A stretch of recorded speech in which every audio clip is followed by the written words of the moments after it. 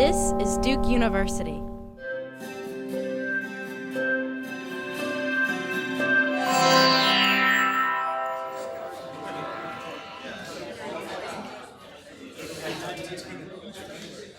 The first thing that I wanted to do was to read this wonderful statement by Henry Louis Gates. In it, he says, that opening quote, "Part of the effort to achieve a sense of community is understanding that our generation of scholars is just an extension of other generations, of many thousands gone.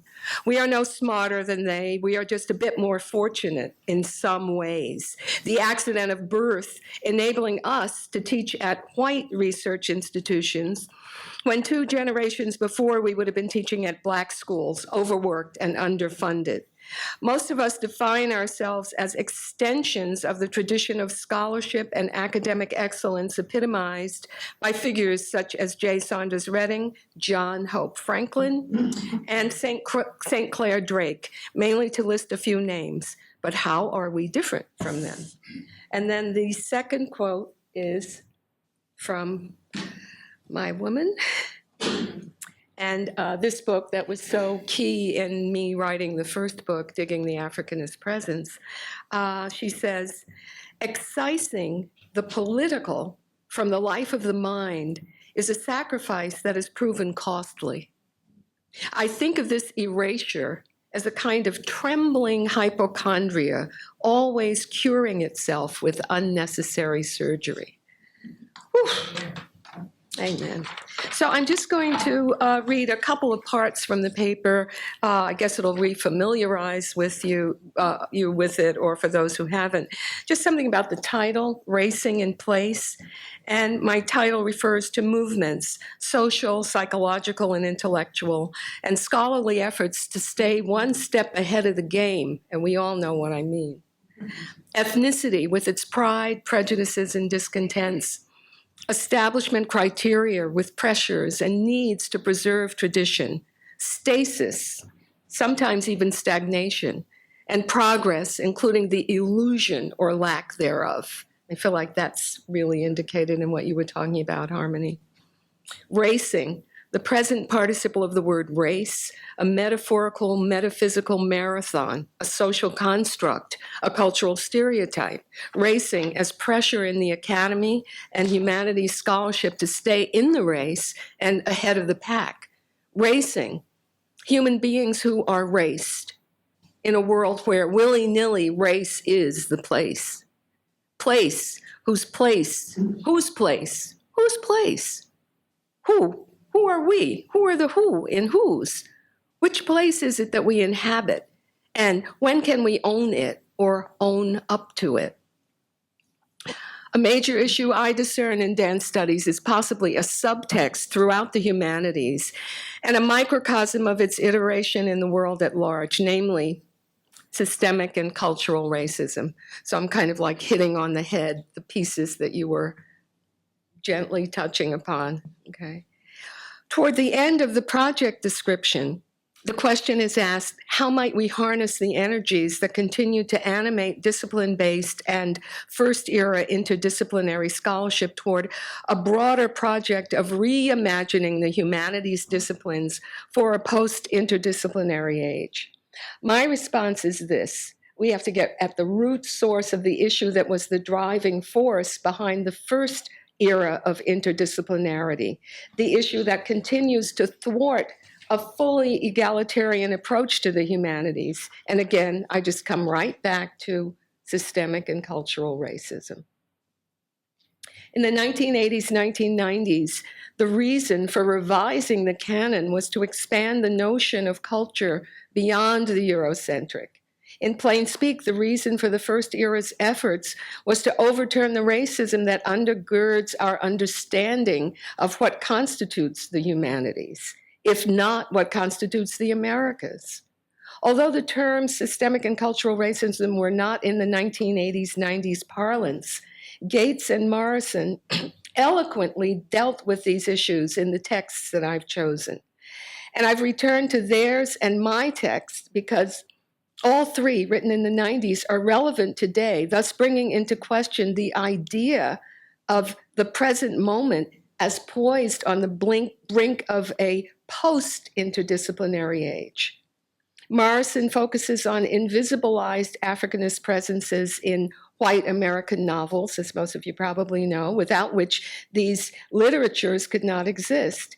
Gates deals with a barrel full of race-related issues within essays clustered in 3 broad sections titled Literature, the Profession, and Society.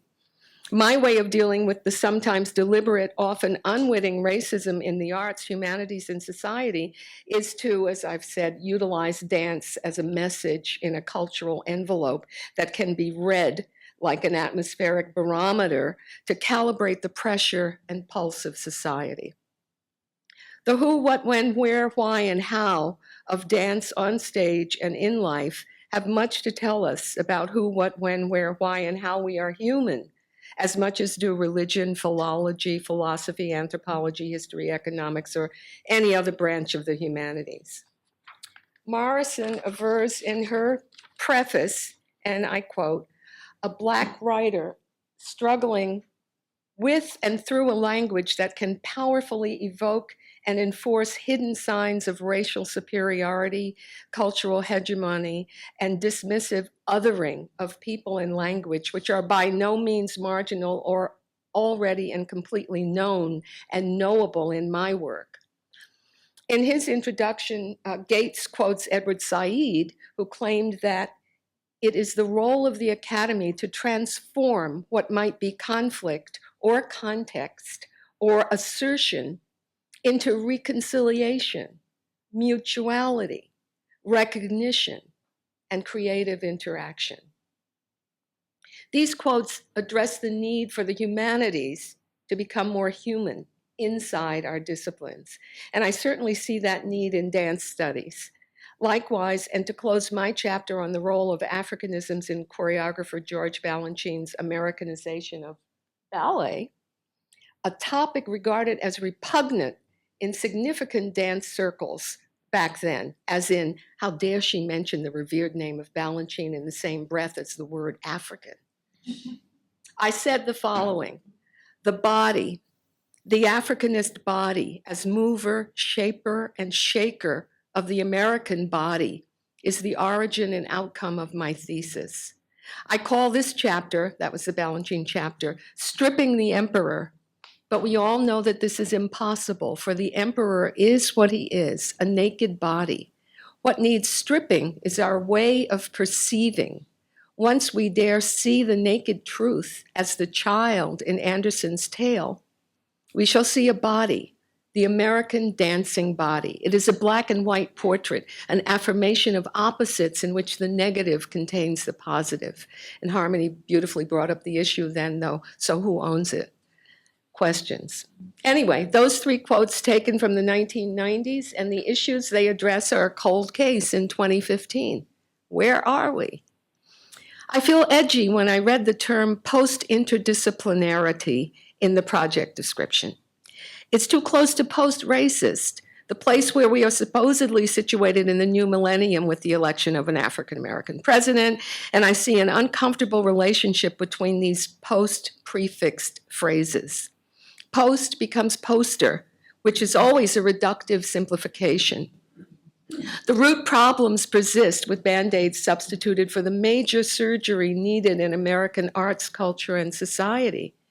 What I mean is that the new disciplines embraced by the humanities may be new wine in old bottles, or is it old wine in new bottles, old ideas in new packaging, or new ideas squeezed into structures?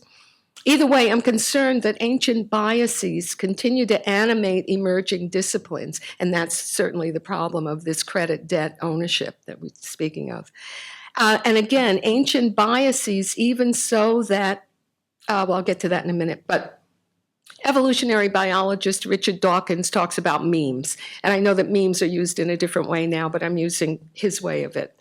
And racial memes have a die-hard resilience. I'm reminded of a conversation I had at a dinner party in Philly at the turn of the millennium with a writer who was working on a book about Crick and Watson, co-discoverers of the structure of DNA, who helped establish the Human Genome Project. According to this guy who was writing the book, Watson casually admitted that he was convinced that people of African lineage were inferior. His genetic findings could not erase what was lodged in his cultural DNA, that blacks are inferior meme. And racism trumped the science of his own discovery. Imagine the issue then for we non-quantitative, qualitative researchers. Post-interdisciplinary, post-racist? Not yet, but how far away? Working on this paper while I was in Berlin last August, I read a compelling sentence in a review of a new book on Dietrich Bonhoeffer.